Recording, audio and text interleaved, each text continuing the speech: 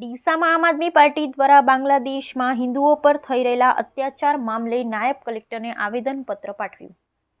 બાંગ્લાદેશમાં સત્તા પરિવર્તન વચ્ચે હિન્દુઓ પર થઈ રહેલા અત્યાચાર અને હિન્દુ મંદિરોને નષ્ટ કરી નાખવામાં આવતા સમગ્ર ભારતભરમાં ઘેરા પ્રત્યાઘાત પડ્યા છે। ત્યારે આમ આદમી પાર્ટી દ્વારા ડીસા નાયબ કલેક્ટરને આવેદનપત્ર આપી હિન્દુઓને સુરક્ષા આપવાની માંગ કરી હતી। વર્તમાન સમયે બાંગ્લાદેશમાં લઘુમતી સમાજના લોકો દ્વારા નિર્દોષ હિન્દુ સમાજના નાગરિકો પર ખાસ કરી બાંગ્લાદેશમાં લઘુમતી નિર્દોષ હિન્દુ સમુદાયના નાગરિક પર અમાનુષી અત્યાચાર થઈ રહ્યા છે। ત્યારે ભારત સરકાર અને વિદેશ મંત્રાલયે આ બાબતને ગંભીરતાથી લીધી છે। ત્યારે આમ આદમી પાર્ટી બનાસકાંઠા દ્વારા આજે ડીસા નાયબ કલેક્ટરને આવેદનપત્ર પાઠવવામાં આવ્યું હતું, જેમાં જણાવ્યું હતું કે ભારત સરકારની એવી માંગણી સાથે એક મજબૂત દરખાસ્ત રજૂ કરવામાં આવે છે કે હિન્દુ નાગરિકોની સુરક્ષા અને હિન્દુ મંદિરો તેમજ ધર્મસ્થાનોની સલામતી આંતરરાષ્ટ્રીય સ્તરે જળવાઈ રહે અને બાંગ્લાદેશમાં સ્થાનિક સ્તરે કાયદો અને વ્યવસ્થા જળવાઈ રહે તેમજ પાડોશી દેશને કડક સજા થવી જોઈએ તેવી માંગ કરવામાં આવી હતી। ડીસા શહેર પ્રમુખ આમ આદમી પાર્ટી તથા મારા સાથી મિત્રોને સાથે લઈ આજે એસડીએમ શ્રીને આવેદનપત્ર આપવા આવેલ છીએ, જેમાં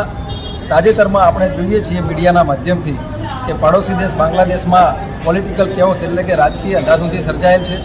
જેના પરિણામ સ્વરૂપે ત્યાં આપણા હિન્દુ ભાઈઓ સાથે પણ અત્યાચારોના બનાવો આપણે જોઈ રહ્યા છીએ, જેમાં ઇસ્કોન મંદિરને પણ તોડફોડ કરવામાં આવી છે। આ કોઈ પણ રીતે ચલાવી ના શકાય। આ બાબતને લઈને અમે આવેદનપત્ર આપી કેન્દ્ર સરકારને સૂચિત કરવા માગીએ છીએ, એમને એક વિનંતી પણ કરીએ છીએ કે ઇન્ટરનેશનલ કમ્યુનિટીને સાથે લઈ ત્યાં જે કોઈ રીતે હિન્દુઓને મદદ થઈ શકતી હોય, એમના રાઇટ્સનું હનન થાય છે રોકાવવું જોઈએ, એમના જે કાયદેસરના જેટલા પણ અધિકારો અને લાભો મળવાપાત્ર છે મળે એ સૂચિત થાય અને શક્ય એટલું ઝડપથી એમને જે કોઈ પોલિટિકલ મદદની જરૂર પડે એ ભારત સરકાર પૂરી પાડે, ઇન્ટરનેશનલ કમ્યુનિટીને સાથે લઈને પૂરી પાડે, જેથી કરીને સત્વરે આ બાબત છે એને કન્ક્લુડ કરી શકાય। હું ડૉક્ટર રમેશ પટેલ, આમ આદમી પાર્ટી કાર્યકારી પ્રમુખ ગુજરાત, સાથે અમારી આમ આદમી પાર્ટીની ડીસાની ટીમ આજે જે પ્રકારે બાંગ્લાદેશમાં રાજકીય ભૂકંપ કહેવાય જે સર્જાણું છે અને એને લઈ અને એનો શિકાર જે હિન્દુ સમાજના મંદિરો અને જે તોડફોડ થાય છે અને હિન્દુ સમાજ ઉપર જે અત્યાચાર કરવામાં આવી રહ્યા છે એ તદ્દન ખોટું છે। તો આપણને ખબર છે કે આપણા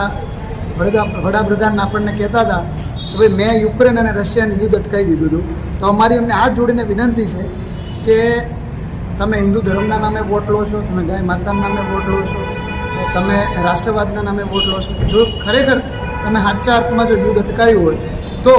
જે આ હિન્દુ ભાઈઓ અને મંદિરો ઉપર જે અત્યાચાર બાંગ્લાદેશમાં થાય છે ત્યાં તમારે ઇન્ટરનેશનલ કોમ્યુનિટીને સાથે લઈ અને એ અર્જન્ટ ધોરણે આ અન્યાય અને અત્યાચારો થાય છે એને અટકાવવા જોઈએ અને ઇમરજન્સીમાં દખલઅંદાજી કરી અને આપણા જે પણ ભાઈ બહેનો હિન્દુઓ ત્યાં છે જે અત્યાચાર ભોગવી રહ્યા છે એમની તકલીફમાંથી બહાર કાઢવા જોઈએ એવી અમારી કેન્દ્ર સરકારને હાથ જોડીને વિનંતી છે।